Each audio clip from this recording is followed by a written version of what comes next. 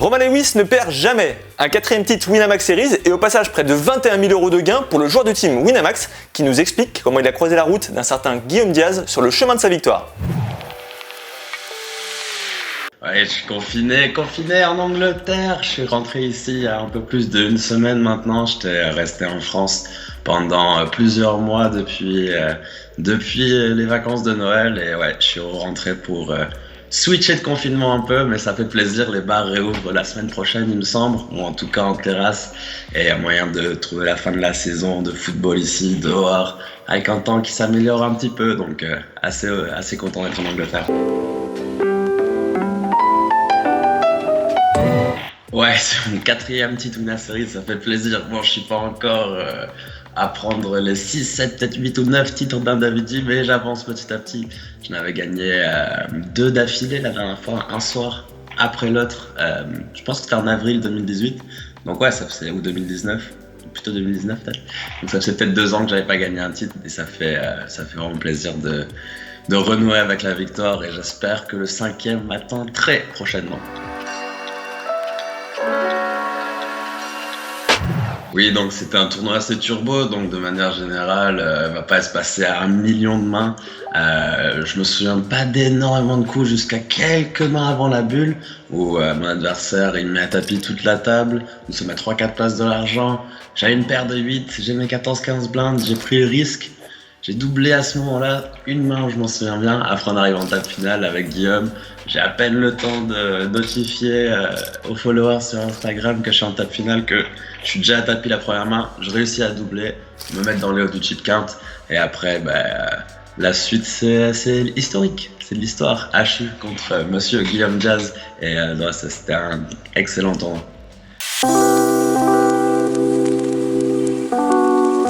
Je pense qu'il faut réussir à gérer une table finale d'un tournoi turbo comme une table finale standard, juste se souvenir que tout le monde est dans cette même catégorie d'être très shallow en stack. Donc si on a peut-être l'habitude de partir à tapis avec certaines mains pour 15 blindes ou pour peut-être 20 blindes sur un tournoi habituel où la moyenne est plus haute, on va avoir moins de fold equity. Là, c'est un tournoi un peu resserré, on peut commencer à folder un peu plus.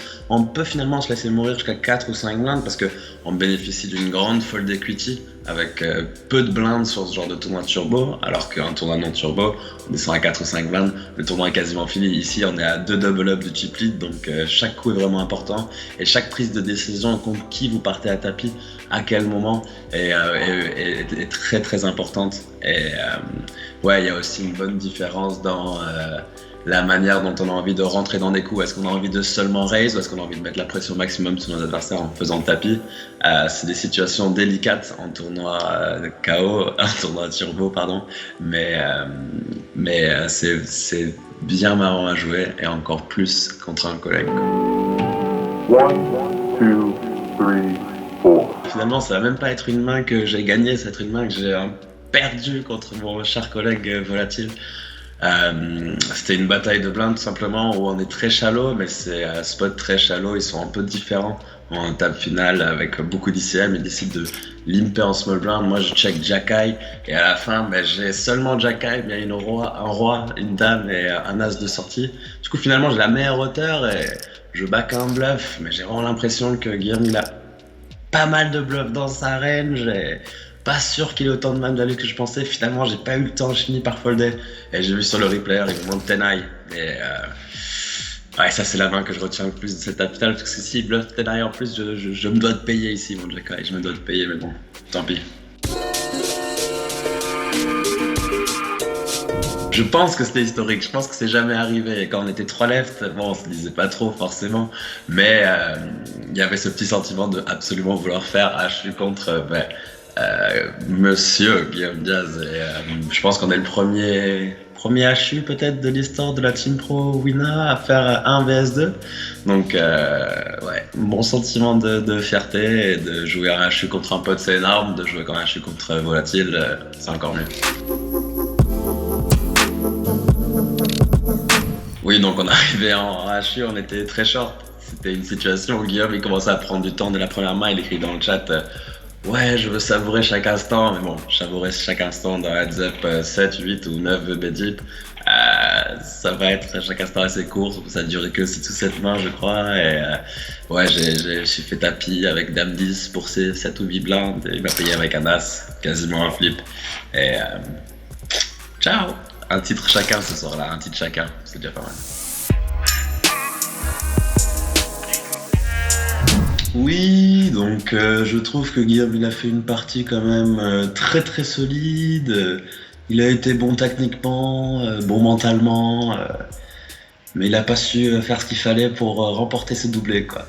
Enfin, c'était une énorme soirée pour Volatile, encore plus grande que la mienne. Il avait déjà gagné un tournoi, donc en faisant les deux c'était 1 et 2, alors que moi finalement j'ai juste gagné ce tournoi-là, donc non, forcément grand GG, mon petit Volat. Durant des Winamax Series, si on faisait la fête à chaque fois qu'on gagnait ou quand on allait loin, on serait pas trop en forme pour le lendemain. Non, ici c'était coucher assez rapide après le tournoi, peut-être trinquer avec un verre d'eau avec nos colocs. C'était peut-être le lendemain où on s'est vu avec Guillaume, on allait faire un golf qui était prévu déjà largement avant la perf, mais là on était sur notre petit 18 trous. Il faisait pas moche, il faisait pas incroyable, on avait nos petites bières et on s'est mis bien sur un parcours toute l'après-midi du côté de Hampton. Donc non, c'était une bonne manière de fêter l'arrivée de plusieurs magnums de champagne. Le live, oui, le live, ça va reprendre, espérons 95% de chance, j'ai entendu. Après, c'est des chiffres qui sortent comme ça, mais 95% de chance pour les WSOP en automne, alors là, ce serait le rêve. Maintenant, ça fait hyper longtemps, donc espérons qu'il y ait un petit Dublin qui se profile pas longtemps après, ou un Costa Brava, bon, on peut pas garantir, mais ça va revenir, et dès que ça revient, bon, ben voilà, les objectifs seront les mêmes, reprendre cette première place GPI et se remettre à fond, bien sûr, sur le live.